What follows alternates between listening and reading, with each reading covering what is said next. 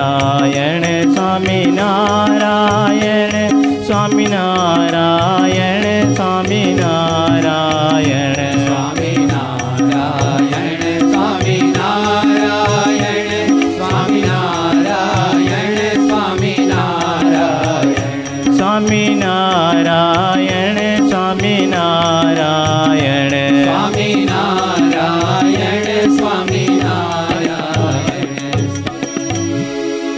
श्री स्वामीनारायण भगवान की जय।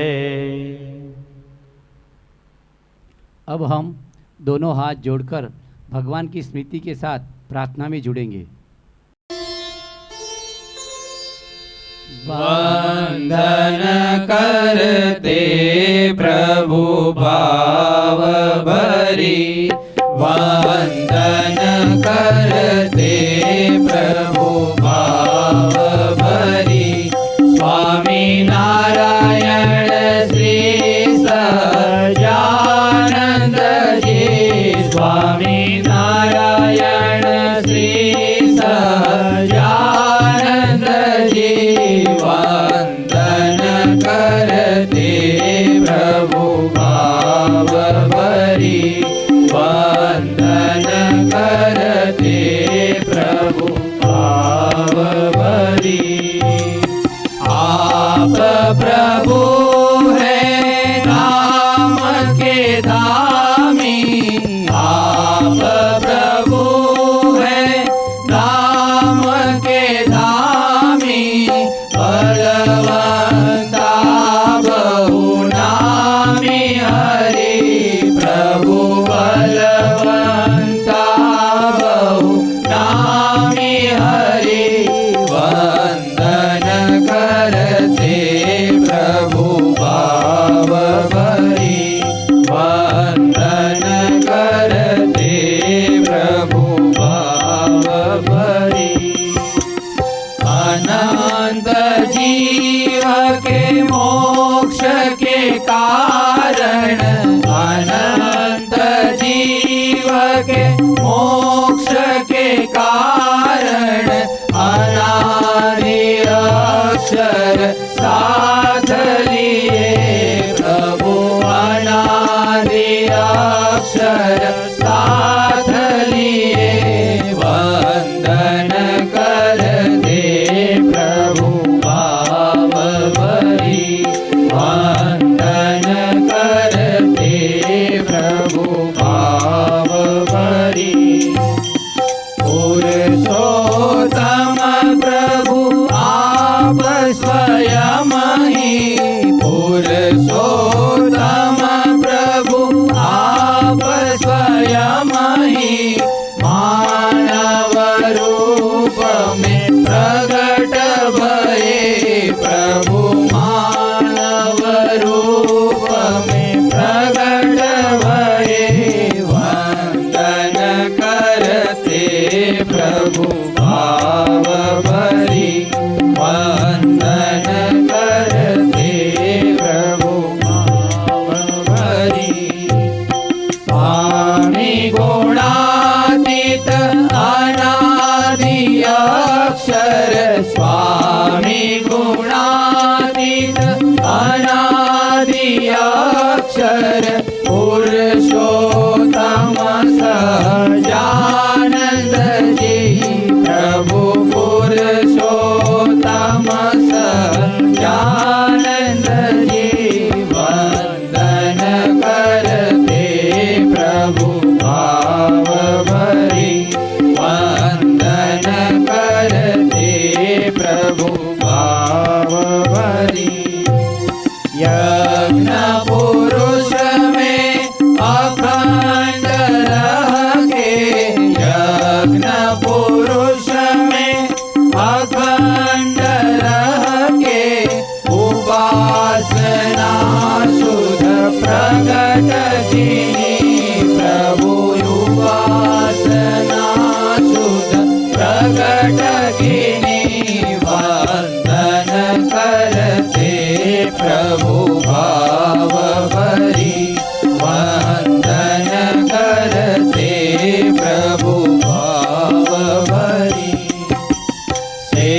सेवामय जीवन हो अपना, सेवामय जीवन हो अपना, भक्ति होय हो हृदय हरि प्रभु, भक्तिमय हो हृदय हरि, वंदन करते प्रभु भाव भरी, वंदन करते प्रभु भाव भरी। स्वामी नारायण श्री सजानंद जी, स्वामी नारायण श्री सजानंद जी, वंदन करते प्रभु भाव भरी, वंदन करते प्रभु भाव भरी, वंदन करते प्रभु भाव भरी। श्री स्वामी नारायण भगवान की जय। अब हम समूह में स्तुति का गान करेंगे। श्रीमत्सद्गुणशालिनं चिरचिरे व्याप्तं च दिव्याकृतिं, जीवे साक्षरमुक्तकोटिसुखदं नैकावतारादिपम्, ज्ञेयं श्रीपुरुषोत्तमं मुनिवरे वेदादिकृत्यं विभुं, तन्मूलाक्षरयुक्तमेव सहजानन्दं च वन्दे सदा। ॐ सहनावतु सहनौ भुनक्तु, सह वीर्यं करवावहै, तेजस्विनावधीतमस्तु मा विद्विषावहै। ॐ शान्तिः शान्तिः शान्तिः। गुणातीतोऽक्षरं ब्रह्म भगवान् पुरुषोत्तम, जनो जानन्दिदं सत्यं मुच्यते भवबन्धनात्। श्री स्वामी नारायण भगवान की जय। आइए अब हम गुरु हरि परम पूज्य महंत स्वामी महाराज के दिव्य दर्शन में जुड़ते हैं गुरु हरि दर्शन के माध्यम से।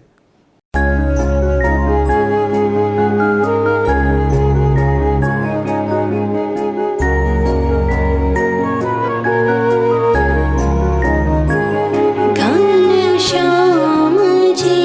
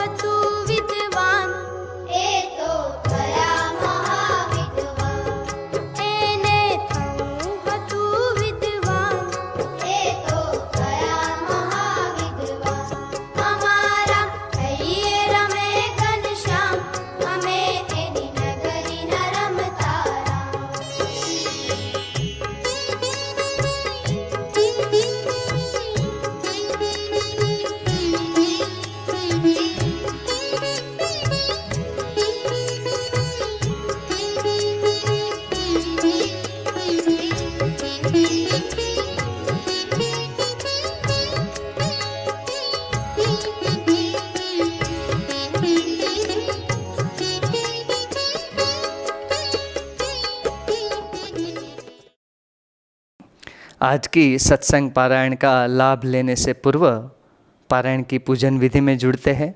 सभी यजमान हरिभक्तों से निवेदन है कि अब हम पूजन विधि में जुड़ेंगे। आज की पारायण के वक्ता सद्गुरु वर्य पूज्य विवेक सागर स्वामी जी से निवेदन करते हैं कि व्यासपीठ पर अपना स्थान ग्रहण करें। व्रत और उत्सव हिंदू संस्कृति की विशिष्ट पहचान है। भक्ति प्रधान तप और संयम से जीवन में ओजस्विता भर देने वाला उत्सव मतलब एकादशी, जिसके पौराणिक और आध्यात्मिक मर्म को वचनामृत द्वारा आज की यह पारायण कथा में सद्गुरु संत पूज्य विवेक सागर स्वामी के रसाल वक्तव्य में सुनेंगे। तो उससे पूर्व हम पारायण की पूजन विधि में जुड़ते हैं। अथ पारायण पूजन विधि।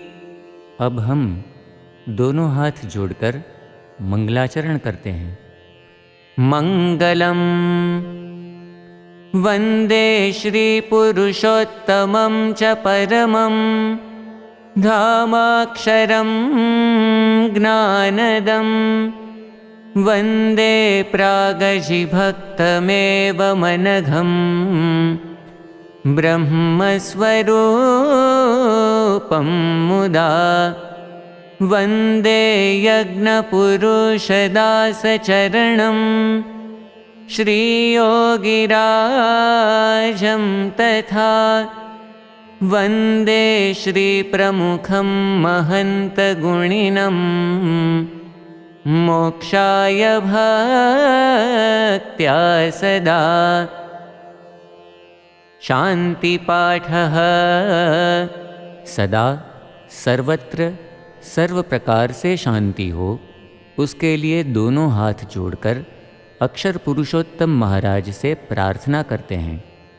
दिव्यां शांतिं परां शांतिं शांतिं हि शाश्वतीं ध्रुवां तनोतु सहजानन्दः सर्वत्र सर्वथा सदा।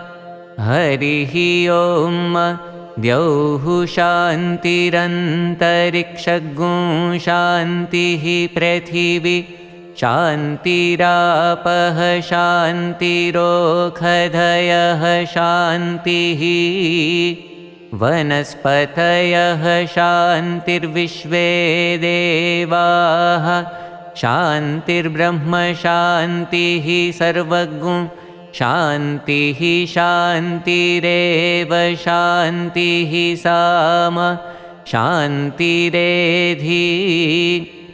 जतो यतः समीहसे ततो नो अभयं कुरु शन्नः कुरु प्रजाभ्यो भयन्नः पशुभ्यः विश्वानि देव सवितर्दुरिता निपरासुव झद्भद्रन्तन्न आसुव।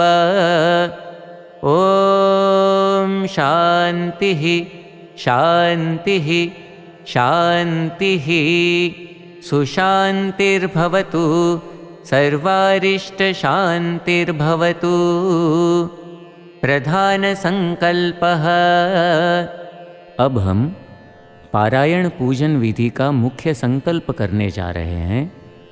आप सभी यजमान से निवेदन है, अपने दाएं हाथ में जल रखें। नमः परमात्मने श्री स्वामिनारायण परब्रह्म पुरुषोत्तमाय तत्सत्। अद्य ब्रह्मणो द्वितीये परार्धे श्री श्वेतवाराह कल्पे सप्तमे वैवस्वतमन्वन्तरे अष्टाविंशतितमे कलियुगे कलिप्रथमचरणे मासोत्तमे मासे शुभपुण्यतिथौ सर्वेषु ग्रहेषु यथा यथं राशिस्थानस्थितेषु सत्सु भक्तानां नामानि दीयन्ते। सांगं सपरिवारं तत्तन्नगरवास्तव्यानां तत्तन्नाम्नां भक्तानां। सभी यजमान हरिभक्तों से प्रार्थना, अपना अपना नाम बोलें। अत्र उपस्थितानाम् अनुपस्थितानां च सर्वेषां सत्संगिनां साधूनां पार्षदानां साधकानां समस्तगुणातीतमण्डलभक्तानां। अब मैं जिस प्रकार उच्चारण करूं, उसी प्रकार आप सब यजमान हरिभक्त भी उच्चारण करेंगे। धर्म, अर्थ, काम, मोक्ष, फल, प्राप्ति, अर्थम, अक्षर पुरुषोत्तम, सिद्धांत, साक्षात्कार, अर्थम, अक्षर रूपता, प्राप्ति, पूर्वक, पुरुषोत्तम, सहजानंद, भक्ति, अर्थम, दास भाव, दिव्य दृष्टि, सुहृद भाव, आदि, प्राप्ति, अर्थम, परब्रह्म, श्री स्वामीनारायण, गुरुहरि, श्री प्रमुख स्वामी महाराज, प्रकट गुरुहरि, श्री महंत स्वामी महाराज, प्रसन्नता, प्राप्ति, अर्थम, सर्व, अभिलाष, सिद्धि, अर्थम, यथा ज्ञानेन यथा मिलितोपचार द्रव्यैः चातुर्मासे त्रिदिनावधिकपारायण निमित्ते अक्षर पुरुषोत्तम महाराज पूजन पूर्वकं ग्रंथ पूजनाख्यं कर्म अहं करिष्ये। जल नीचे छोड़ दीजिए। स्वस्ति वाचनम। अब हम अपने अपने घरों में पीठिका पर स्थापित अक्षर पुरुषोत्तम महाराज एवं गुरु परंपरा की मूर्तियों का तथा ग्रंथ का कुमकुम और अक्षत से पूजन करेंगे। पश्चात परिवार के सदस्य एक दूसरे के भाल में भी टीका लगाएंगे। मनसि राजतां स्वस्ति, स्वस्ति वचसि कर्मणि, भूयात् स्वस्तिमयं सर्वं स्वामिनारायण प्रभो। हरिः ओम। स्वस्ति न इन्द्रो वृद्धश्रवाः, स्वस्ति नः पूषा विश्ववेदाः, स्वस्ति नस्तार्क्ष्यो अरिष्टनेमिः, स्वस्ति नो बृहस्पतिर्दधातु। भद्रं कर्णेभिः शृणुयाम देवा, भद्रं पश्येमाक्षभिर्यजत्राः, स्थिरैरङ्गैस्तुष्टुवागुंसस्तनुभिर्व्यशेमहि देवहितञ्जदायुः। श्री स्वामीनारायण भगवान की जय। अब हम वक्ता संत से निवेदन करते हैं कि हम सबको पारायण का लाभ प्रदान करें। गुणातीतोऽक्षरं ब्रह्म भगवान् पुरुषोत्तमः, जनो जानन्निदं सत्यं मुच्यते भवबन्धनात्। अपनी भारतीय वैदिक की सनातन संस्कृति में व्रत, पर्व और त्योहारों का बहुत महिमा की गई है।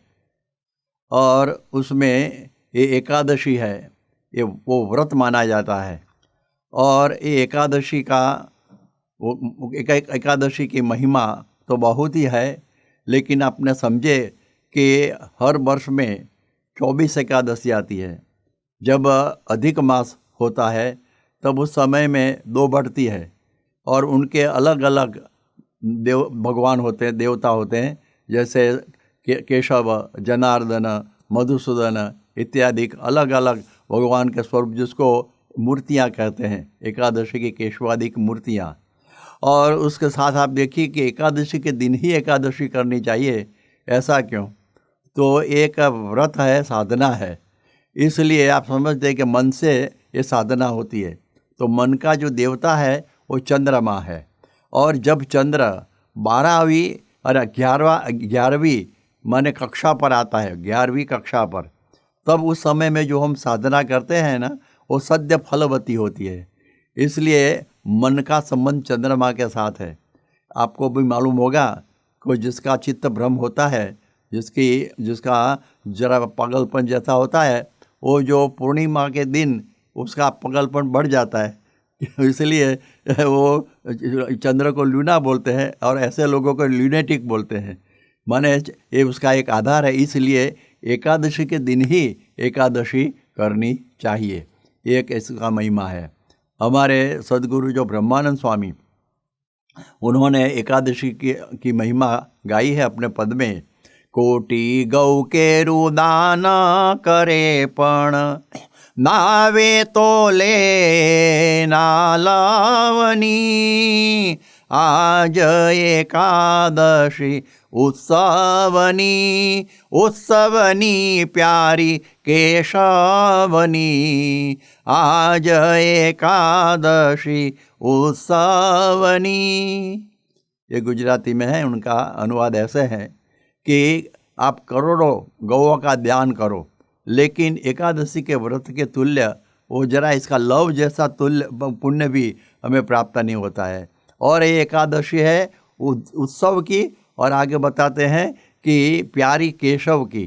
केशव माने अपने गुरु केशव जीवनदास महंत स्वामी महाराज, उनको एकादशी का व्रत बहुत प्रिय है, और सबको इस एकादशी की महिमा कह के ये व्रत में ये जोड़ते रहते हैं। तो आप देखिए कि इतना महिमा है। आप ऐसे कीजिए कि 1000 अश्वमेध यज्ञ कीजिए, और 100 राजसूय यज्ञ कीजिए, और उनका जो पुण्य हो, उनका 16 भाव का भी जो पुण्य है ना, एकादशी से बढ़ता नहीं है। तो एकादशी का इतना बड़ा पुण्य हम कहाँ यज्ञ करने जाने वाले हैं, लेकिन इतना बड़ा पुण्य बताया गया है। इसलिए भगवान स्वामीनारायण ने अपने सब अनुयायियों को, जो समय में जो माने किसान थे, काठी दरबार थे, और दूसरे भी थे, और सबको एकादशी की महिमा कह के उसमें उन्होंने जोड़े थे। किसी को भूखा रहने की आदत नहीं होती है, लेकिन स्वामीनारायण भगवान ने बहुत आग्रहपूर्वक एकादशी का व्रत किया। अब हमें एक प्रश्न होता है कि एकादशी शुरू कब से हुई है। तो ब्रह्म वैवर्त पुराण में एक कथा आती है कि चंद्रावती नाम की नगरी थी, और उसमें नाड़ी झंग का एक पुत्र जिसका नाम था मूर, वो राज्य करता था। उसको ऐसा लगा कि मैं तप करूं और ब्रह्मा जी से वरदान प्राप्त करूं कि मैं किसी से मरूं नहीं, जो माता पिता से जो उत्पन्न हुई कोई संतान से। और ब्रह्मा प्रसन्न हो गए और ऐसा वर दे दिया। पर उसने सोचा कि अब तो मैं भगवान को ही पकड़ूं, और क्योंकि वो भी माता पिता से ही उत्पन्न होते हैं, पृथ्वी पर आते हैं तो, और फिर मैं ही भगवान जैसा हो जाऊं। तो उस समय में भगवान की तलाश की और उनके साथ युद्ध शुरू किया। 5000 वर्ष तक युद्ध चला, और उस समय में भगवान ने सोचा कि ये तो मेरे से जीता नहीं जाएगा, तो अब क्या किया जाए।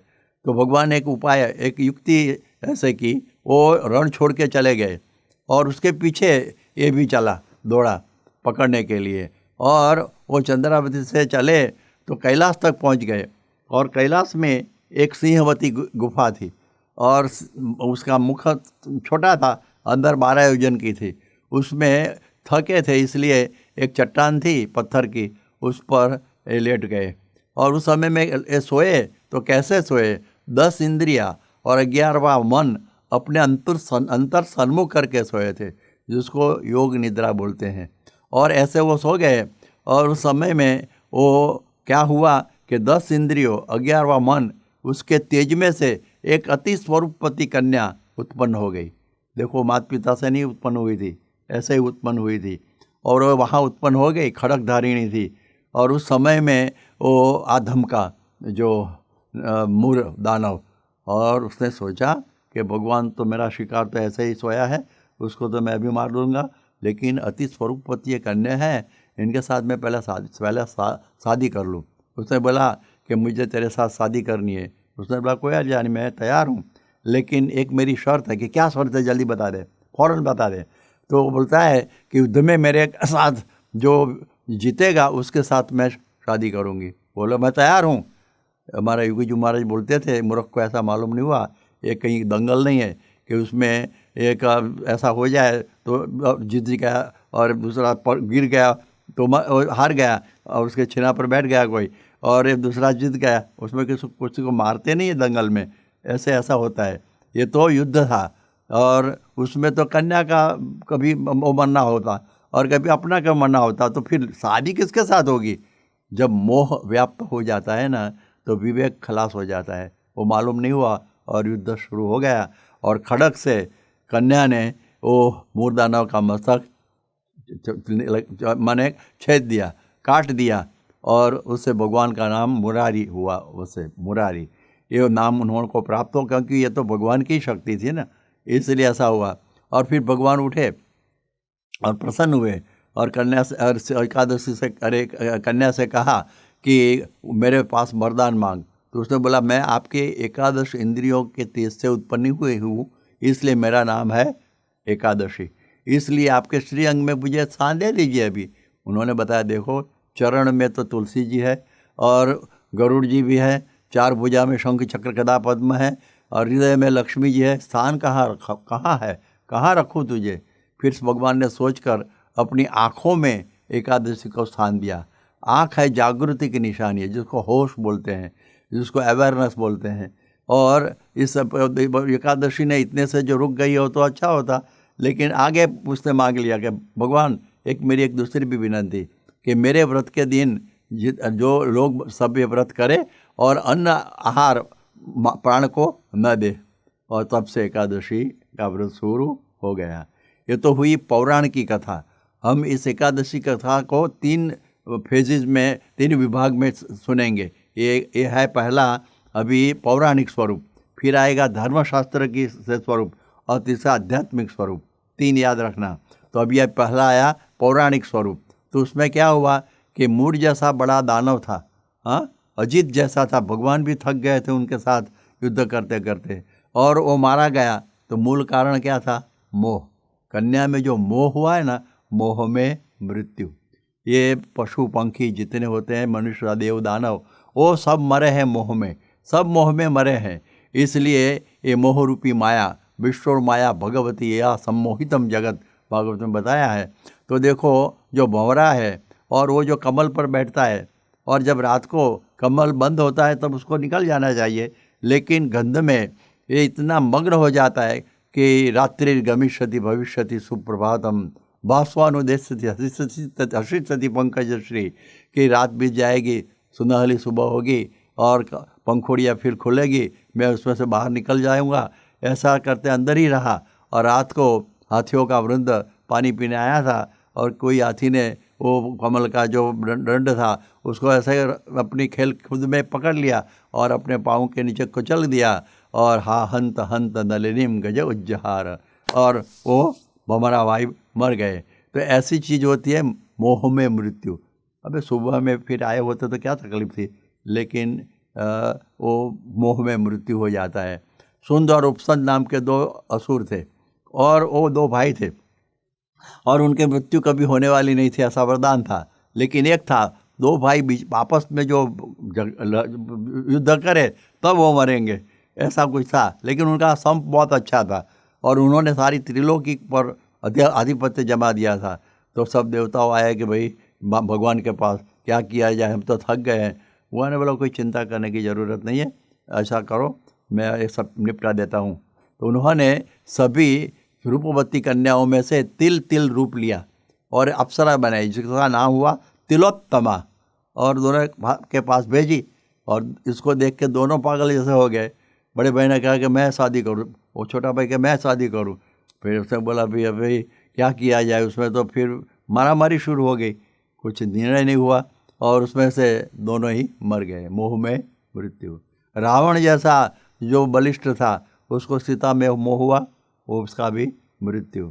एक असुर था, उसने शिवजी पर तप किया और शिवजी प्रसन्न हुए, आशुतोष, और क्या मांगा कि भी मुझे शास्त्र से लेके कहाँ घूमना, सब मैं जिसके सर पर हाथ धरूँ वो मर जाए। तथास्तु। उसने सोचा कि ये सच हुआ, प्रयोग कहाँ किसके पर करूँ, तो शंकर जी पर ही प्रयोग करूँ। शंकर ने बोला तो वो तो मेरे पर आया है, तो वो तो वहाँ से भागे और ये भी पीछे, क्योंकि अमोघ वरदान था। और फिर कर्नाटक तक पहुँचे, कैलाश टू कर्नाटक, और वहाँ विष्णु भगवान मिल गए कि शिव जी क्या हुआ, क्यों दौड़ते हैं, क्या भागते हैं? अरे बोलने जैसी बात नहीं है, ऐसा वरदान दे दिया गया है। अरे ऐसा, अरे हो गया हो तो लेकिन ऐसा करो, आप विश्राम कीजिए यहाँ नज़दीक में, मैं एक केस ये जो है ना उनकी बातें मैं निपटा देता हूँ। उसने बोला ऐसा हो जाएगा? हाँ देखो ना हो जाएगा। और वो जब आदम का, तब उसके दरमियान दौरान में भगवान ने स्वर्गपति कन्या का रूप धारण कर लिया एकदम।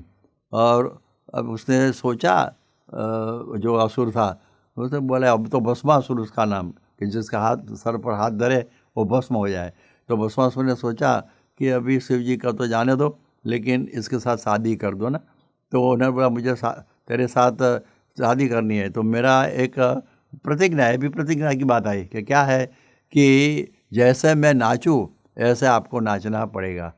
ये तो कर्नाटक का प्रदेश था जहाँ भरतनाट्यम बहुत चलता था। तो उसने बोला ठीक है, तब से गृहस्थों के घर में ये परिस्थिति हुई है, जैसे नचाए ऐसे नाचते हैं। तो उस समय में उन्होंने नाच शुरू हो गया नृत्य, और नृत्य करते करते एक मुद्रा ऐसी आ गई, ऐसी मुद्रा आ गई, अपना सिर पर एक ऐसा हाथ, एक हाथ ऐसे करने का, अपना ही हाथ अपने सर पर हो गया, उसको कोई मालूम नहीं पड़ा, भस्म हो गया। तो देखो मोह में मृत्यु। दूसरी बात इस पौराणिक कथा में क्या आई कि वो तो अबला थी कन्या तो, और एकादशी ने इतना महाबली ये मूर्ख को कैसे मारा।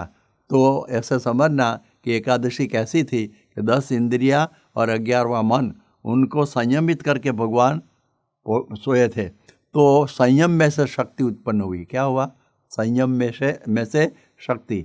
जैसे आप देखिए कि सूर्य जो किरण अपने सर पर पड़ते हैं तो हमको कड़ी धूप होती है तो भी सर पर आग नहीं लगती, लेकिन आप जाड़े के दिन में भी जो एक मैग्नीफाइंग ग्लास होता है, वो मैग्नीफाइंग ग्लास उसके ऊपर सूर्य के किरण एकत्रित करेंगे और नीचे कापूस रखेंगे तो उसमें दाहक शक्ति आ जाती है और वो जलने लगता है। कैसे जलने लगा? संयमित हुए। आप देखिए लेज़र बीम क्या है, जो बिखरे हुए जो किरण है उनको घनीभूत करते हैं, तो उनमें से इतनी शक्ति होती है कि जो लोहा है ना उसको भी काट सकते हैं। तो संयम में शक्ति। देखो 2 सूत्र याद रखना एकादशी में, मोह में मृत्यु और संयम में शक्ति। तो देखो गांधारी अपनी आंखें संयम में रखी थी, पट्टी लगाई थी क्योंकि उनका पति अंध था, तो उसमें शक्ति आ गई थी। तो दुर्योधन से कहा कि तू नंगा होकर मेरे पास आना, मैं आँख खोलूँगी तो उसमें से शक्ति निकलेगी, तुझे वज्र जैसा बना दूंगी। तो उस समय ने वो जरा उलझन में पड़ा कि माता के पास ऐसे कैसे जाना। तो भगवान कृष्ण बीच में माली का रूप धारण कर बैठे थे और उसको एक पुष्प का जो तंगिया बोलते हैं ना, अंडरवेयर, वो बना दिया। कैसे पहन के जा, पहना है नहीं पहने के, ये तो पुष्प का है ना, कोई वस्त्र तो है ही नहीं। तो भाई ठीक है। और जब उसने आंखें खोली तब वज्र का हो गया, लेकिन ये जो आभाग है वो जरा ऐसा वीक रहा और युद्ध में भीम ने वहाँ ही गदा मारी और मर गया। अच्छा, तो इसमें क्या हुआ कि संयम में शक्ति। आप देखिए कि कई लोग अंधे होते हैं, हेलर किलर जैसे, तो उनकी शक्ति दूसरे में आ जाती है, दूसरी इंद्रियों में, और वो बोलते हैं ना कंजर्वेशन ऑफ एनर्जी, वो शक्ति नाश नहीं होती है, दूसरे में डाइवर्ट होती है। वो अच्छे कलाकार भी होते हैं जो अंधे होते हैं, गाते भी अच्छे हैं, कुछ अपनी नक्काशी भी अच्छी करते हैं, सब कुछ करते हैं लोग। तो ये है शक्ति। आप देखिए कि एक दफ़े विवेकानंद स्वामी अमेरिका में थे और समय में किसी यजमान के घर में पुस्तक था 200-300 पाना का, वो ऐसे घूमते ऐसे पढ़ते थे, फट फट फट फट ऐसे पन्ने उल्टाते थे और फिर एक बार पढ़ लिया। तो यजमान ने क्या पढ़ लिया आपने, तो पन्ने उल्टाए। अरे पूछो ना कोई भी माने पेज, तो उसने कुछ एक पेज बताया तो बोल गए। उसका कैसे आपको याद रह गया, फोटोग्राफिक मेमोरी? तो उन्होंने बोला कि मैंने 12 साल तक ब्रह्मचर्य का पूर्ण पालन किया, उस वजह से मेरी मेधा नाड़ी है ना वो खुल गई है, तो उनसे मुझे ये शक्ति प्राप्त हुई है। तो उसका मतलब ये हुआ कि संयम में शक्ति। तो यही है पौराणिक कथा का भावार्थ। अब जाएंगे धर्मशास्त्र की दृष्टि से एकादशी कैसी करनी चाहिए। हम समझते हम भूखे रहे तो एकादशी वो नहीं है, उसको तो भगवान स्वामीनारायण ने ढोर लांगड़ बताई। जैसे पशु है, उनको खाने की बहुत इच्छा होती है और अब उसको कुछ देते नहीं है सारे दिन एकादशी के दिन, तो उसका उपवास हो गया, ऐसा नहीं है। उनको इच्छा तो बहुत होती है, लाओ लाओ मैं खाऊं, मैं लाओ खाओ, लेकिन वो बेचारा बेबस है, कुछ कर नहीं सकता है। तो ऐसे ये ढोर लांगड़ एकादशी मानी जाती नहीं है। એટલે केवल भूखा रहना वो व्रत नहीं है, याद रखना, एकादशी व्रत है। भूखा रहना तो कभी किसी को नहीं मिलते तो भूखे ही रहते हैं ना, हाँ, कई दिनों तक। तो ऐसी बात समझनी चाहिए। तो धर्मशास्त्र में कहा कि एकादशी करनी, उसमें स्रोत, त्वक, चक्षु, रसना, घ्राण, वाक, पाद, पाणी, पायु, उपस्थ, ये 10 इंद्रिया, जो 5 कर्मेंद्रिय ज्ञानेन्द्रिया आगे बताई, 5 कर्मेंद्रिया और 11वां मन, उनका आहार नहीं देना, माने लौकिक आहार नहीं देना। अलौकिक आहार तो देना ही है, लेकिन लौकिक आहार नहीं देना, इसलिए ऐसी एकादशी करनी चाहिए।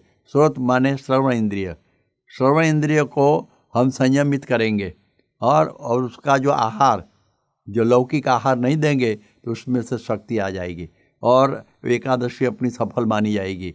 अब देखिए कि जो कान में आप देखिए कि कई अलग अलग प्रकार के शब्द हम सुनते हैं ना, तो उस सुनने से वो उसका कचरा अंदर जाता है और गड़बड़ हो जाती है। आपको मालूम होगा कि विश्वामित्र ने 60,000 वर्ष तक तप किया। तो एकादशी, कितनी एकादशी आ गई इसमें, हाँ, कितनी एकादशियाँ आ गई, 60,000 वर्ष, 60,000 ईयर्स। और फिर क्या हुआ कि मेनका उनके आश्रम में आई और नाचने लगी। उनका जो नुपुर झंकार, पायल का झंकार, वो कान में घुस गया और आँख खुल गई और उसमें से उनका संग हो गया, उसमें शकुंतला का जन्म हो गया। वो तो अलग बात है, लेकिन वो जो कान है ना, वो कान में गड़बड़ हुई, कान में आ गया शब्द, तो एकादशी टूट गई, एकादशी टूट गई। जैसे कुछ किसी के अभाव के, किसी के अवगुण के, ये शब्द निंदा के, ऐसे शब्द हम सुने, लौकिक गीत है, उसके भी शब्द अंदर घुस जाए तो वो एकादशी टूट जाती है। इसलिए एकादशी करनी तो लौकिक आहार उसमें डालने नहीं है। तो सच्चा शास्त्र, धर्मशास्त्र के रूप में वो एकादशी हमने की, ऐसा माना जाता है। इसलिए हमने जो ये साथ साथ में देखेंगे तो कैसे हैं, तो हमारे भगवान स्वामीनारायण से लेकर अपने महंत स्वामी तक गुरु परंपरा को हम देखेंगे कि वो लोगों ने सच्चे अर्थ में श्रोत्र को वश किया है और वो लौकिक शब्द सुनते ही नहीं है, भगवान की कथा वार्ता में ही मस्त रहते हैं। ऐसे ही रहते हैं श्री जी महाराज, ऐसे ही कथा सबको सुनाते थे, सब सुनते थे। गुणातीतानंद स्वामी भी ऐसे ही करते रहते थे और भगवान की कथा का श्रवण करते रहते थे, उनका प्रवचन करते रहते थे। तो आगे बात आएगी, लेकिन वो भी श्रवण करते थे। आप देखिए कि हमारे गुरु योगी जी महाराज भी कभी लौकिक बातें कभी सुनते नहीं थे, भगवान की बातें ही सुनना उनको एक माना, उनका एक आदत थी। और उस समय में आप देखिए प्रमुख स्वामी महाराज भी, हमको मालूम है कि वो लौकिक बातों में पढ़ते ही नहीं है। और वो 3 दफ़े जब सब सुबह में जब अल्पाहार करते हैं, दोपहर को थोड़ा भोजन करते हैं, शाम को थोड़ा अल्पाहार करते हैं, तो उस समय में कई पुस्तकें सुनते रहते हैं, धार्मिक पुस्तकें, बस दूसरा कुछ ज़रूरी नहीं है।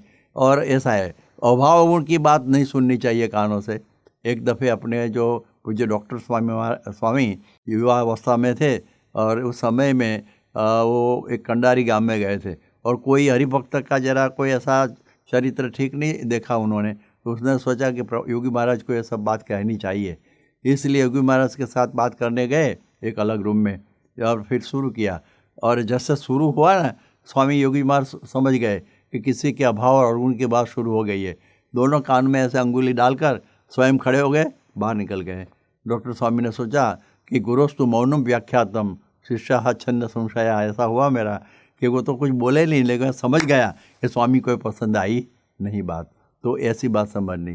तो श्रोत, त्वक माने अपनी जो आस्पर्श इंद्रिय, जो अपनी चमड़ी है ना वो। तो देखो भरत जी एक मृग के शावक माने बच्चे को ऐसे ऐसे करते करते ऐसे लग गया दिल उसमें कि दूसरा जन्म भी उसको मृग का हुआ। तो स्पर्श में भी ऐसा हो सकता है। ऐसा कई कई दृष्टांत है। इसलिए अपने जो देखिए कि गुणातीतानंद स्वामी एक कंबल पहनते थे, बहुत रफ कंबल वो पहनते थे। अच्छा रहना चाहिए, नहीं ऐसा नहीं चाहिए। रघुवीर जी के महाराज के माने गाड़ी में वो बैठे थे अपने माने बैलगाड़ी में, और उस समय में ऊपर एक माने सिल्क का ऐसा कुछ माने कुछ वस्त्र था, वो उनके गाल में छू गया तो बोले अपने गुणातीतानंद स्वामी कि हमको भरत जी याद आ गए। उनको भी ऐसे कोमल स्पर्श में से ही मुग्ध होना पड़ा था। तो ऐसी जागरूक अवस्था, तो जिसको बोलते हैं ना एकादशी का स्थान कहाँ है? आँख में। आँख का मन है, आँख का कार्य है जागृति, जान माने अवेयरनेस, होश, गुजराती में उसको जाणपणुं बोलता है। तो वो ख्याल आ गया। तो एकादशी देखो यहाँ बैठी बैठी कहते देखो ये जरा ख्याल रखना कहीं ऐसे हमें अपना मन चलाना, अपनी इंद्रिय न चली जाए। अभी तो इंद्रिय की बात होती है, तो ये ख्याल रखते हैं, इसलिए जागृति है। तो हमारे यहाँ ऐसी जागृति कि त्वक माने जैसा तैसा चला लेना। आप देखिए कि योगी जी महाराज के लिए एक धोती आई थी, बहुत महीन थी, तो उनको बहुत माने अफसोस हुआ कि एक मेरे लिए क्यों लाए हैं, और उसको वापस दे दिया ये योगी जी महाराज। तो प्रमुख स्वामी का मुझे याद है कि चश्मा पहनते थे, तो उस समय चश्मा की जो फ्रेम है ना वो अपने देश भारत से ही लेके गए थे चश्मा, तो वही वहाँ अमेरिका में, लेकिन कांच में कुछ बदलना पड़ता था क्योंकि ज़रा नंबर बढ़ गए होंगे कुछ। तो उस समय ऑप्टिशियन के वहाँ गए और उसने देखा देखो मैं कांच भी बदल दूँ, अच्छी फ्रेम भी आपको दे दूँ। तो प्रमुख स्वामी महाराज ने बताया कि भाई देखने का फ्रेम में से है या कांच में से है? मुझे तो कांच में से ही होता है ना। तो ये मेरी भारत की फ्रेम है ना, वहाँ उसमें एक नए कांच फिट कर दो। तो ऐसा अपने लिए कुछ अच्छा ब्रह्मणीय पदार्थ वो कभी रखते नहीं। श्रोतत्व के चक्षु, आँख की एकादशी करनी बहुत मुश्किल है। आँख को नियम में रखना वो तो देखो, मैं अभी बहुत लंबा नहीं करूँगा, लेकिन पराशर उन्होंने सत्यवती को देखा मत्स्यगंधा में, वो भी पागल हो गए। सौभरी उसने मत्स्य मैथुन देखा, शादी करने की इच्छा हो गई। अब देखो कि जो बृहस्पति अपने भाई की पत्नी के साथ व्यभिचार कर दिया। अब ब्रह्मा जी अपनी पुत्री उनके साथ उनको भी माने ऐसा व्यभिचार करने का मन हो गया, ऐसा हो गया है। रूप में सब आसक्त हो जाते हैं, रूप में बहुत लोग आसक्त हो जाते हैं। इसलिए समझना चाहिए कि ये अपनी आँख को एकादशी करानी, आँख को एकादशी करानी। कि जाने मात समान पर नार ने रे, गणे तुच्छ सरीखो संसार ने रे, कोड़े कोड़े एकादशी कीजिए रे, ये व्रत जावानव दीजिए रे। देखो ये एक एकादशी के पदों में जो बातें बताई है ना, वो अपने इंद्रियों का नियमन करने की ही बात होती है। तो ये सर अच्छी तरह से समझना। गुणातीतानंद स्वामी सूरत में थे और एक माने ऑर्डिनरी स्थान पर वो ठहरे थे। सामने कोई हवेली थी और उसमें उस समय में एक बंदर था, बहुत चंचल बंदर, सब कुछ देखते थे, लेकिन योगी गुणातीतानंद स्वामी की दृष्टि गई नहीं थी। मुक्तानंद स्वामी ने ऐसा पूछा था किसी को कि कौन है, नहीं कोई किसने नहीं देखा है बंदर, एक ही खड़े हुए गुणातीतानंद स्वामी। ऐसी दृष्टि नियम में उनकी थी।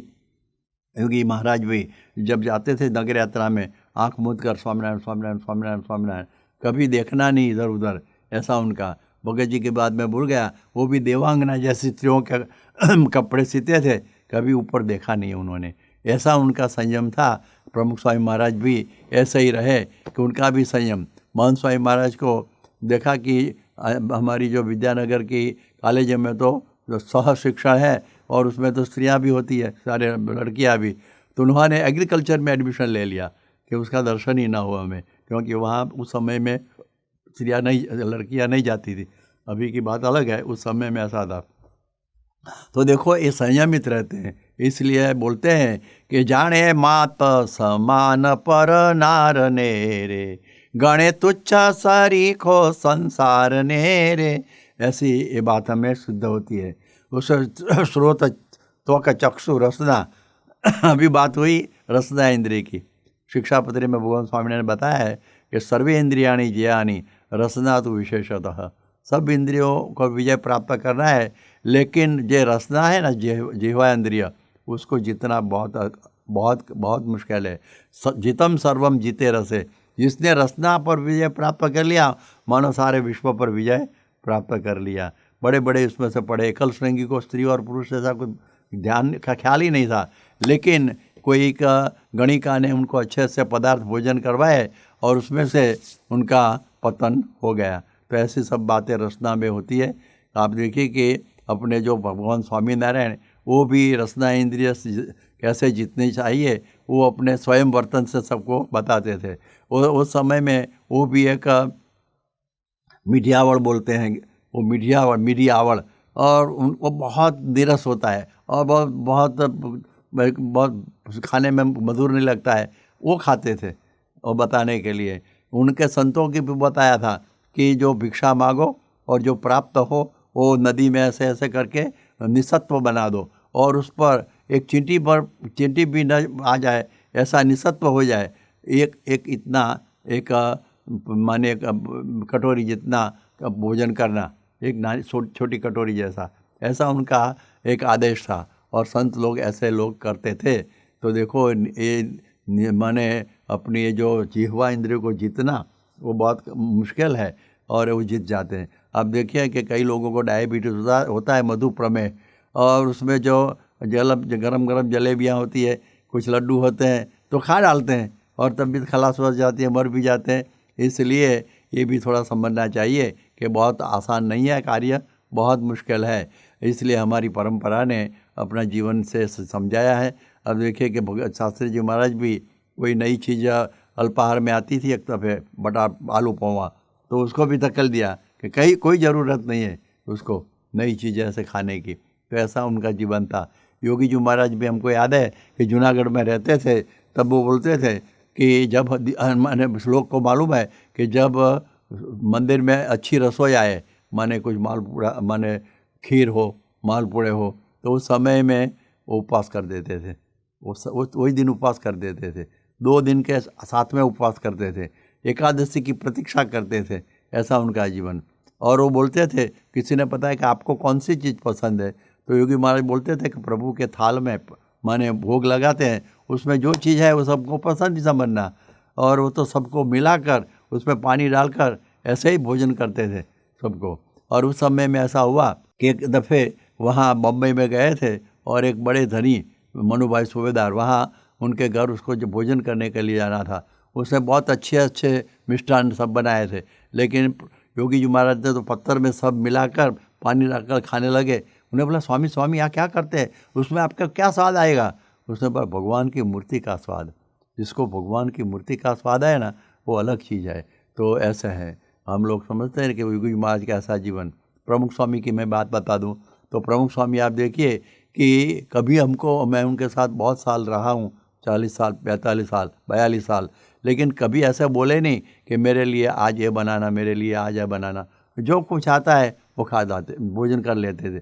भगवान को भोग लगाया, कोई बोलने का नहीं। हम जापान में थे, उस समय में जो हलवा बनाया था और उसमें शक्कर की जगह पर नमक डाल हो गया, छूट गया था, किसी को मालूम नहीं था इस बार, तो खा गए, बोले नहीं। हम बाहरी में थे तो जो बैंगन का माने जब सब्जी थी उसमें माने नमक ही नहीं था, कुछ बोले नहीं।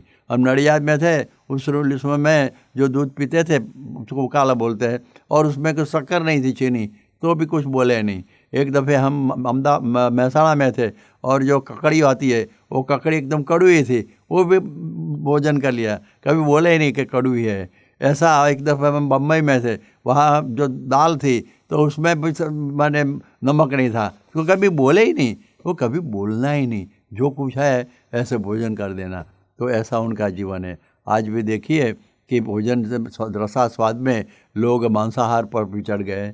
इसलिए हमारी एकादशी की गाथा ब्रह्मानंद स्वामी सुनाते हैं कि मध्य मांसाहाराम जने नव खपेरे, जिभे रात दिवस हरि ने भजे रे, हरिजन होयते हरि ने भजे रे, व्रत एकादशी ते के दिन नव तजे रे।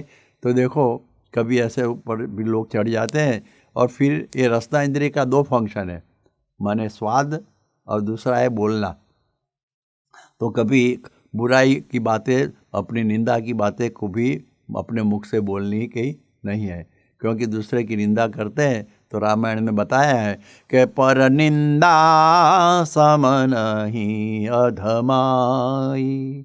दूसरों की जो निंदा करनी, उनसे कोई अधमाई ज़्यादा नहीं है। तो ये जरा समझना कि अपने किसी के बुराई की बातें इस जीभ से कभी करने नहीं, अपशब्द कभी बोलने नहीं, और किसी को बुरा लगे ऐसे ऐसे शब्द भी हमें कभी बोलने नहीं चाहिए। श्रोतत्व का चक्षु रसना घ्राण, अपनी जो नासिका है उनमें से कई प्रकार के गंध हम लेते हैं, उनमें से भी पतन हुआ है किसी का। देखो अजामिल महापवित्र ब्राह्मण था, लेकिन एक जो वैश्या माने गणिका, उनका सर में जो इनकी चोटी में वो जो कुछ पुष्प था वो अपने गिर गया। वो कामी पुरुष के साथ ऐसे ऐसे जाती थी, मैंने कुछ चेष्टा करती करती तो उसमें से निकल गया, और अजामिल देखता थकता था और फूल सूंघा, उसकी वृत्ति बदल गई और भी महाकामी हो गया और मांसभक्षी हो गया, और सब दूषण उसमें आ गए। इसलिए गंध में भी ऐसी तकलीफ़ें होती है, उनका भी जरा समझ कर त्याग माने विवेक रखना चाहिए। इसलिए हमारे जो साधुओं के लिए तो सर्वदा निषेध है, माने जो फूल तेल अत्तर खप का ये कोई ज़रूरत नहीं है। गृहस्थों के लिए भी अपने नियम के अनुसार ये सब रहना चाहिए। और जो अपने हाथ है वो भी भगवान की सेवा में होना चाहिए, वो भी इंद्रिय। अपना पाँव है भगवान के मंदिर पर जाने चाहिए, अपनी सब क्रियाएं हैं भगवान पर ही जानी चाहिए। और आता है अब मन का एकादशी, मन की एकादशी। कई लोग बोलते हैं ना, एक हाँ मैं चक्षु की बात एक बार भूल गया, याद करो कि एक दफ़े एक लड़का ने कहा मैंने तो एकादशी का व्रत बरोबर किया, क्योंकि निर्जला किया। पहले एकादशी निर्जला भी होते, माने पानी के भी नहीं की होती, और फरार के साथ, हाँ 3। फिर एक तो आप देखो जागरण 12 बजे तक, हाँ वो भी एकादशी है। तो उसने बोला कि मैंने तो सारी रात जागरण कर दिया और निर्जल एकादशी की थी, कैसे हुआ? तो मैं वीडियो फिल्म लेके आया था, सब रात सारी रात देखता उसको भोजन कर लिया तो अच्छा होता, ये तो पूरा कचरा भर दिया। इसलिए एकादशी जब हम ब्रेड खाते हैं तो हमारी एकादशी टूट गई, लेकिन ये टूटी नहीं तो क्या हुआ, तो ये भी समझना चाहिए। अभी मन में काम क्रोधादिक जो संकल्प है वो नहीं करने चाहिए। मन की एकादशी, मन को एकादशी करानी चाहिए ना, मन को। हाँ, तो उस समय में आप देखिए कि मन में कितने बुरे संकल्प होते हैं। आप रखेल बोला कि भाई सुरा खाचर वो जसदण में गए थे और रात को एक उल्टा स्त्री भेजी, तब तुरंत उन्होंने अपनी तलवार निकाली, नज़दीक आई तो खबर काट दूंगा। एकादशी की थी उसने। ऐसे संग्राम जो था, और उनको बीच में चांदी का गहना मिला, उस पर धूल लगा दी, एकादशी की थी। आप समझते कि एकादशी के दिन ही इतना करने का, दूसरे सारे दिनों में क्या सब कुछ कर सकते हैं? ऐसा नहीं है। भगवान स्वामीनारायण ने गढ़ा प्रथम 38 के वचनामृत में बताया कि 10 इंद्रियों और 11वां मन का जो संयम करना, और जो एकादशी है वो व्रत निरंतर करना। और जो 15 दिन में जो एकादशी आती है उस दिन प्राण को अन्न का आहार नहीं देना, प्राण को अन्न का आहार नहीं देना। बाकी तो ये तो 12 महीना की एकादशी मैंने अभी तक जो वर्णन किया हो, तो ये धर्मशास्त्र की दृष्टि से एकादशी हुई ऐसा समझना। अब जो अंत में आती है वो एकादशी है आध्यात्मिक एकादशी। आध्यात्मिक एकादशी बहुत अलग प्रकार की है, जो भगवान स्वामीनारायण ने गढ़ड़ा मध्य प्रकरण के 8वें वचनामृत में ये एकादशी की जब बातें बताई है, उसमें अंत में बताते हैं कि एकादशी के दिन योग यज्ञ और ज्ञान यज्ञ करते रहना। योग यज्ञ माने क्या? 10 इंद्रिया और 11 जो मन, 11वां मन है 11वां, उसको ब्रह्म अग्नि में उसका होम करना। तो ब्रह्म अग्नि कौन है? ब्रह्म अग्नि माने तो सत्पुरुष है, ब्रह्म स्वरूप, वही ब्रह्म अग्नि है। और होम करना क्या है? होम करने की बात ऐसे समझनी चाहिए कि जैसे गांधी जी के समय में स्वदेशी की मूवमेंट थी, और उस समय में कहा कि विदेशी वस्त्र, विदेशी नौकरियां नहीं करनी चाहिए। तो गांधी जी को प्रसन्न करने के लिए और देश की आज़ादी के लिए कई लोगों ने सब त्याग कर दिया था। इसलिए अपने जो भगवान और अपने जो गुरु है उनकी जो जिसमें प्रसन्नता हो वो करेंगे हम, तो समझेंगे हमने ये योग यज्ञ अपना जो इंद्रिय है ना, उसमें होम किया, उसमें होम नहीं किया। जैसे बोलते हैं स्वामी कि भी माने चलचित्र नहीं देखने चाहिए, माने इंटरनेट में जो जो जो फिल्में आती हैं जो अपने संस्कार के लिए हानिकारक है वो नहीं देखनी चाहिए। बाहर की बाजारी चीज़ें हैं हमें नहीं खानी चाहिए। तो ये सब हमको बताते हैं और हम पालन करें तो ये होम ही हुआ ना, छोड़ दिया मैंने होम किया। होम में जो डालते हैं वो फिर वापस लेने का नहीं होता है, स्वाहा स्वाहा स्वाहा। तो फिर ये इंटरनेट स्वाहा, ये अपने बुरे चित्र है वो स्वाहा, पोर्नोग्राफी स्वाहा, बाह्य बाजारू चीज़ें हैं स्वाहा। तो ये है यज्ञ, योग यज्ञ, तो वो योग यज्ञ उसको माना जाता है। और दूसरा आता है ज्ञान यज्ञ। ज्ञान यज्ञ का अर्थ यह है कि हमें भगवान की कथा वार्ता कीर्तन करते रहना अपने जब समय के अनुकूलता के मुताबिक, वो है ज्ञान यज्ञ। और ज्ञान यज्ञ और योग यज्ञ हमेशा करते रहना। और फिर क्या होता है कि ज्ञान यज्ञ और योग यज्ञ करते रहेंगे तो उसमें से क्या फ़ायदा होता है। तो ऐसे बोले जाता है कि यज्ञ का फल क्या है। जब हम यज्ञ की पूर्णा होती है तब यज्ञ नारायण स्वयं प्रकट होकर ये आहुति अपने हाथों से ग्रहण करते हैं, माने श्रीफल को, तो वो प्रकट होते हैं। ऐसे जब हम ज्ञान यज्ञ और योग यज्ञ करते ऐसा होता है कि कब यज्ञ की पूर्णाहुति होगी, तो जब अपना स्वरूप जो ब्रह्म, उसमें पर ब्रह्म प्रकट हो जाए, समझना एकादशी का व्रत पूर्ण हो गया। लोग उस एकादशी का व्रत करते हैं, फिर उद्यापन करते हैं। उद्यापन माने पूरा हुआ हमारा, हम छूटे उसमें से, ऐसा नहीं है। जब तक हम ब्रह्मरूप न हो तब तक एकादशी चालू रहेगी, ऐसे एकादशी बंद नहीं होगी, वो हमेशा चल ऐसा ही रहेगी। इसलिए एकादशी का जो व्रत है वो साधना है, ये अपने लिए भगवान की प्राप्त करने के लिए। तो उसमें ये बात हुई कि एकादशी का व्रत के लिए हमारे ब्रह्मानंद स्वामी बोलते हैं कि सुफल फली हूँ तो हरि ने मળી, आज एकादशी सुफल फली। सुफल कैसे हुई एकादशी? जब हमको भगवान प्राप्त हो, भगवान प्राप्त हुए तो समझना कि एकादशी का व्रत पूर्ण हो गया। तो एकादशी का व्रत ऐसे पूर्ण होता है जैसे हमने उद्यापन कर दिया पूरा हो गया, ऐसा नहीं है। इसलिए हमने सब मैंने बातें सुनी, उसमें से हमने देखा कि एकादशी का व्रत तो हम सब करते ही हैं, लेकिन जो अच्छी तरह से पूरे ढंग से किसी ने किया हो तो हमारी गुरु परंपराओं ने ये व्रत को अच्छी तरह से किया है कि अपनी 10 इंद्रिय और 11वां मन उनको संयम में रखकर, जैसे गीता में बताया कि तानि सर्वाणि संयम्य युक्त आसीत मत्परः वशे ही यस्य इंद्रियाणि तस्य प्रज्ञा प्रतिष्ठिता। तो 10 इंद्रिय और 11वां मन, ये हमारी गुरु परंपरा ने माने अपने नियम में किया है। और उसमें बोला है ना कि संयम में से शक्ति उत्पन्न होती है। तो ये क्या शक्ति? पुरुषोत्तम नारायण की शक्ति, माने पुरुषोत्तम नारायण स्वयं ये इसमें प्रकट रहते हैं। तो आज हमारे मोहन स्वामी महाराज है, पूर्व में कहीं ने उनके दर्शन किए, ऐसे प्रमुख स्वामी थे, तो उन्होंने अच्छी तरह से शास्त्रीय ढंग से एकादशी जीवन में की है। तो उनमें तो सिद्ध पुरुष है, लेकिन बताने के लिए बताते हैं कि उनमें भगवान अखंड प्रकट रहते हैं। तो पूरा अच्छा व्रत तो उन्होंने किया है। हम तो अभी ये जब सुना जब एकादशी का व्रत, तो आपको क्या मालूम होगा कि हमारी एकादशी की क्वालिटी बदल जाएगी। हम संगे भूखे रहे और रात को 12 बजे तक जागे, इतने से एकादशी का व्रत पूर्ण नहीं होता है।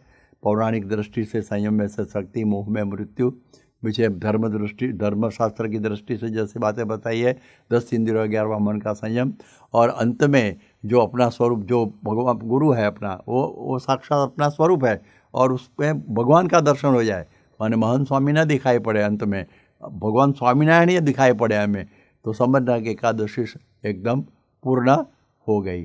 तो वो सफल किसको हुई है? सफल हुई है प्रमुख स्वामी को, महंत स्वामी को, और भी परंपरा को। तो हम भी ऐसे प्रार्थना करेंगे कि जैसे वो लोगों को ये एकादशी सफल हुई है, ऐसे हमें भी ये एकादशी सफल हो जाए। आगे अंत में बताता हूँ कि केवल उन्होंने एकादशी अपने लिए की नहीं है, कई लोगों को ऐसी एकादशी करवाई है।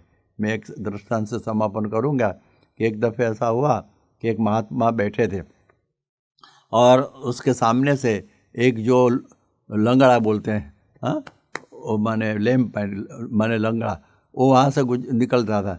और उस समय में भगवान उसको दया आई कि बेचारा बहुत दिव्यांग है, विकलांग है, तो उस पर ऐसा हाथ किया, उसका पाँव अच्छा हो गया, दौड़ने लगा। फिर एक अंधा निकला तो उनके आँख पर ऐसा किया, देखने लग गया। एक मुर्दा जाता था, उसी को ले जाते थे स्मशान में, अरे के ठहरो, उसके ऊपर हाथ धरा, वो खड़ा हो गया।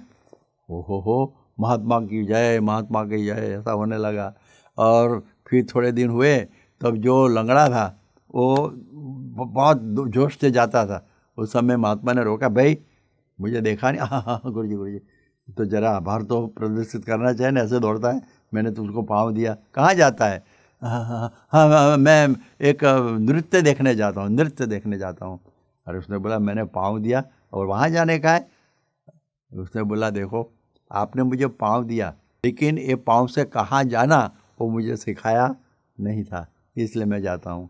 अंधा को भी ऐसा हुआ, वो भी कहाँ जाता है? कि ड्रामे देखने के लिए, माने नाटक। अभी तक मैंने नाटक नहीं देखा है आँख से बंद, फिर देखने जाता हूँ। अरे मैंने तुझको आँखें दी, ये धंधा करता है, आँख दी, लेकिन ये आँख से क्या देखना ये आपने मुझे सिखाया नहीं था, चला गया। और एक तीसरा, वो जो जिसको जीवन दिया था ना, वो ऐसे अब एकदम डिप्रेशन, हताशा, निराशा में जाता था। तो कहाँ जाता है भाई? आत्महत्या के लिए। अरे मैंने तो तुझको जीवन दिया, अभी आत्महत्या क्यों करता है? आपने जीवन दिया, लेकिन इस जीवन से क्या करना वो आपने नहीं सिखाया, तो अभी मैं डिप्रेस्ड, फ्रस्ट्रेट, मैं निराश, हताश हो गया हूँ, मुझे मरना है। तो देखो, जयपुर का पाँव आता है लकड़े का, वो देखकर आपको किसी को चलता कर सकते हैं। चक्षु बैंक में से माने आँख लेकर किसी को आप आँख दे सकते हैं। आज तो हार्ट ट्रांसप्लांटेशन होता है, हार्ट बंद हो जाए तो दूसरा हाथ भी लगा सकते हैं, जिंदा कर सकते हैं। लेकिन ये पाँव है वो भगवान के मंदिर तक ही, मंदिर में जाए। अपने जो हाथ है भगवान की सेवा में रहे, पुष्पहार बनाना, भोग लगाना, भजन करना, और अपना जो जीवन है वो सत्संगमय बने। ऐसा जो चमत्कार जिसने किया हो वो प्रमुख स्वामी महाराज और महंत स्वामी महाराज ने। तो देखो, एकादशी के स्वरूप है, अपने आँख, अपने पाँव, अपना जीवन सभी भगवान की ही सेवा में लगे रहे। तो ऐसी एकादशी उन्होंने की है और करवाई भी है।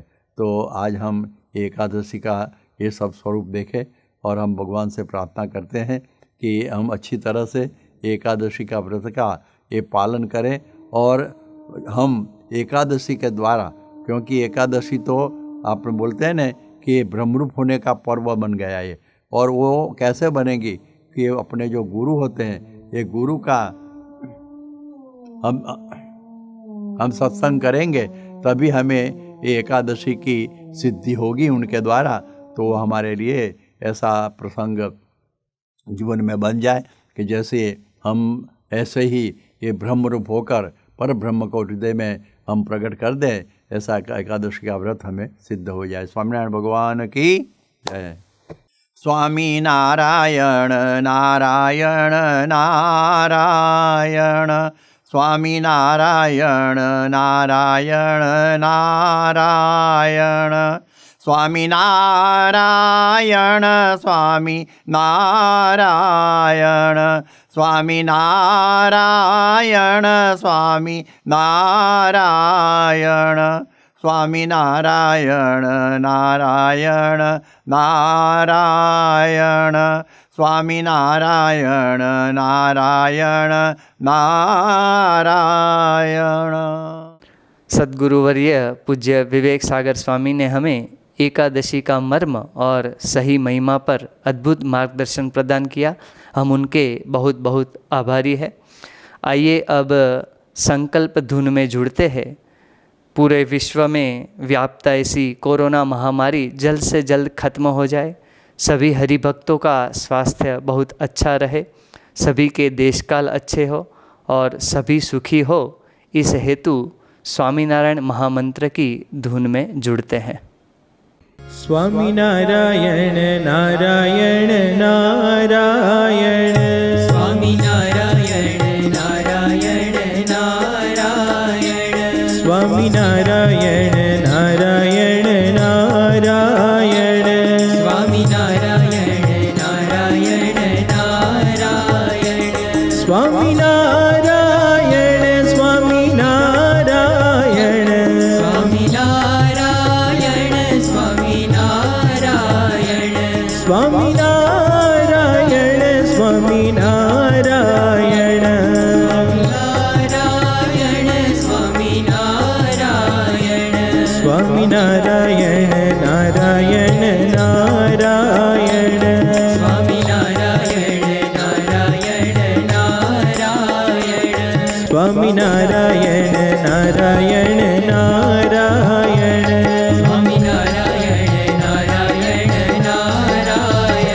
સ્વામિનારાયણ નારાયણ નારાયણ સ્વામિનારાયણ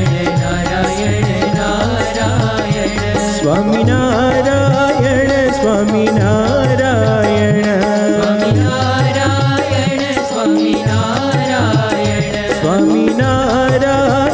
સ્વામિનારાયણ સ્વામિનારાયણ સ્વામિનારાયણ સ્વામિનારાયણ સ્વામિનારાયણ નારાયણ નારાયણ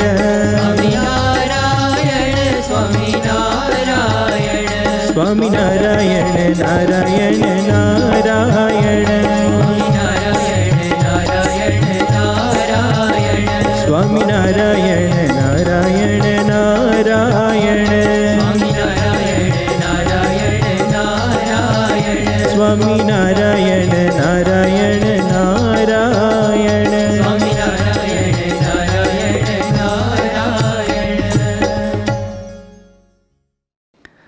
अब समय है भगवान की आरती का।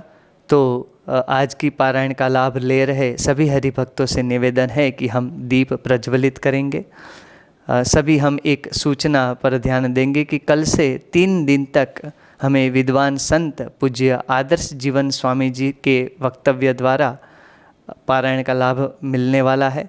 उनकी पारायण का विषय है कि भक्त चिंतामणि ग्रंथ के अंदर जो संत महिमा बताई गई है उनको प्रमुख स्वामी महाराज के जीवन प्रसंगों द्वारा वह हमें सुनाएंगे। तो हम 3 दिन तक ये पारायण का लाभ रात्रि 9 बजे से 10 बजे तक अवश्य ले, यह सबसे निवेदन है। आइए अब भक्ति भावपूर्वक भगवान की आरती में जुड़ते हैं। श्री स्वामीनारायण भगवान की जय।